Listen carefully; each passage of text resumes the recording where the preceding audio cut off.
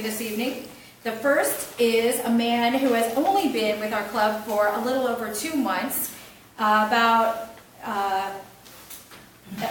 his initial icebreaker speech actually turned out to be more of a motivational speech than an icebreaker because he was still learning about pathways.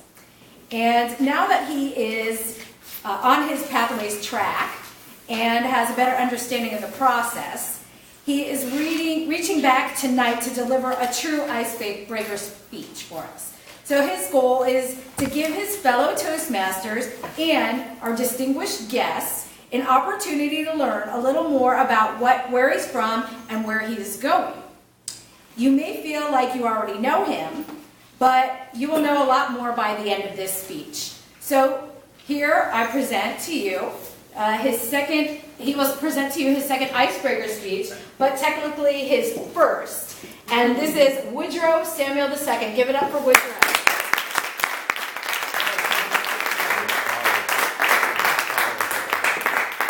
Good evening, fellow Toastmasters and distinguished guests. So the year yielded the #1 song, Brandy, You're a Fine Girl, by the group Looking Glass. The year yielded one of the most famous television shows of all time, and it was the #1 TV show this year, and that was All in the Family. The year yielded a very unfortunate event, and that was the year that several members of the Israeli Olympic team were murdered in a terrorist attack. The year also yielded the Watergate scandal. And the year yielded The Last House on the Left, which if you look at it now is all kinds of corny. But at the time, it was terrorizing. It was cutting edge horror. So I want my history buffs to take a moment, and I just want you to think about those things that I just gave you. And I want somebody to tell me what year I was born. Yes, sir. 1972. Yes, sir. 1972. So which makes me 47, and let me be clear, I am not one of those people that runs from my age. I never have. It's an insurmountable, unchangeable fact that you are who you are, and you are the age that you are, and it doesn't change. As a matter of fact, you get to gain one every year. But you know what? My grandfather had a saying, and he said, today must be a good day because I woke up. So I would rather be able to wake up and say I'm a day older than deal with the alternative. So, growing up in Washington, D.C., where I'm from, it was interesting. It was really a tale of two cities because it is the famed historic district of our country. It is the capital, all of our monuments, and all of such wonderful history. And these are facts. There's some wonderful, wonderful history in Washington, D.C., but there's also another side of Washington, D.C., and I got to experience both. And I look back now, and some people would say maybe a different story than the one that I would tell, but I think some of the things that I experienced where I grew up helped make me the person that I am. And I experienced some things that maybe we would look back and we would say we would hope that a kid wouldn't have to experience. But the reality is, and I say this all the time, the reality is that I made it. I'm here. So it couldn't have been the worst thing ever because here I stand with no police record. The only time I've ever seen the back of a police car was 10 years ago when I got in willingly to drive through the neighborhood to look for one of my students. And here I stand. So it couldn't have been that bad. And I also say that about how my parents raised us. I am the youngest of 5. And as the youngest of 5, I don't know if I have any comrades in here that are the youngest, as like I am and was, but your parents are tired.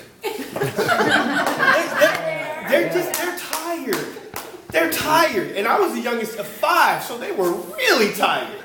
So the only spankings I ever got, and I grew up in an era where parents beat their kids. Yeah. You didn't get spankings, you got beat. There were two different things. Now we spank our kids, and we got to be careful not to leave bruises and all these different things.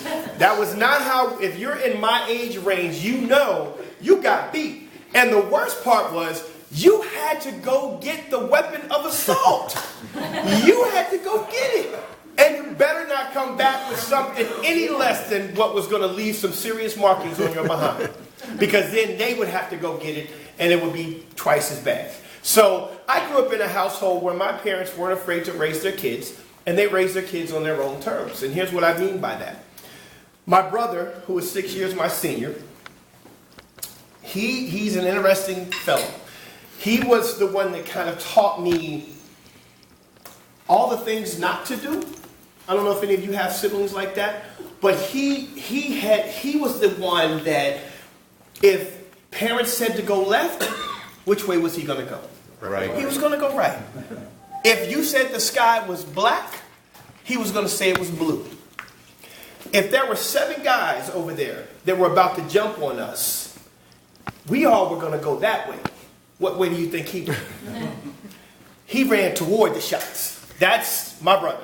Never scared of anything, never fearful, and probably made some really poor decisions because he refused to back down. Well, my mother also refused to back down. And she wasn't playing. My mother was never playing. My mother was absolutely crazy. I love her. I love her more than you could ever know. And she has transitioned from this life. She is now in heaven. But I'm going to tell you, she didn't play. She just did not play. My mother would come up to the school and sit in class with you. That kind of stuff. Like that, you just didn't play with her. He ran away from home. You know how, and I got to qualify.